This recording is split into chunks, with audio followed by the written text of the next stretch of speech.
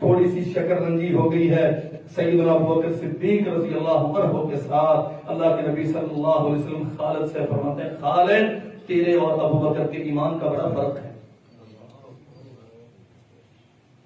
اور میرے بھائیوں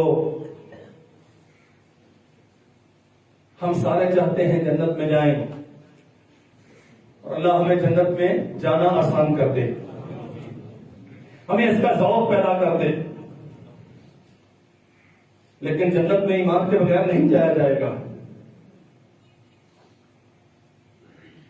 اچھے اور کمزور ایمان میں اس کے نتیجے میں کیے جانے والے اعمال کی قدر و قیمت کیا ہے؟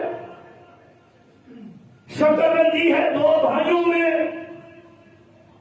دونوں سردار ہیں، دونوں نجیب ہیں، دونوں رسول اللہ کے صحابی ہیں، دونوں جنتی ہیں،